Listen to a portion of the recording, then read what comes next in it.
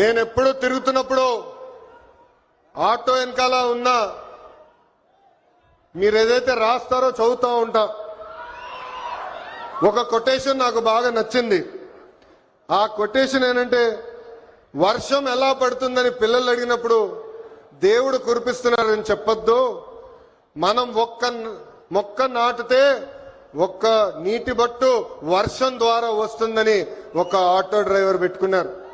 అంటే ప్రకృతి పట్ల మనకున్న బాధ్యత ఆ ఆటో డ్రైవర్ ఈరోజు సమాజానికి నేర్పిస్తున్నారు. ఇంకొక ఆటో డ్రైవర్ కొటేషన్ చూశా, అందరూ బాగుండాలి, దాంట్లో నేను కూడా బాగుండాలని చెప్పారు. మూడో కొటేషన్, జరా భద్రం భయ్యా, మనందరం చల్లగా ఇంటికి వెళ్ళాలి. అంటే స్పీడ్ గా నడపద్దు, ర్యాష్ గా నడపద్దని ఆ ఆటో డ్రైవర్ చెప్పే పరిస్థితి. ఈ కొటేషన్లన్నీ మీకు ఎందుకు చెప్తున్నానంటే, మా ఆటో డ్రైవర్ల మనసు పెద్ద మనసు.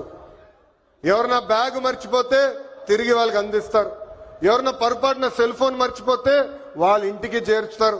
అంతేకాదు, విలువైన వస్త్రాలు దొరికితే ఏకంగా మా పోలీస్ సోదరులు దగ్గరికెళ్ళి డబ్బులో లేని వస్త్రాలు దొరికినాయి, ఇది మీరు జాగ్రత్త వాళ్ళకి చేర్చాలని చెప్పే పెద్ద మనసు ఉన్న వ్యక్తులు మా ఆటో డ్రైవర్లు. ఆటో వెనుక నవ్వు తెప్పించే కొటేషన్లు కూడా ఉన్నాయి స్వామి. అప్పు చేసి కొన్నాను, నన్ను చూసి ఏడవద్దు అని చూసావిడు. అప్పు చేసి కొన్నాను, నన్ను చూసి ఏడవద్దు. ఇంకోటి, హాయ్ అని ఆశ పెంచొద్దు, బాయ్ అని బాధ పెట్టద్దు.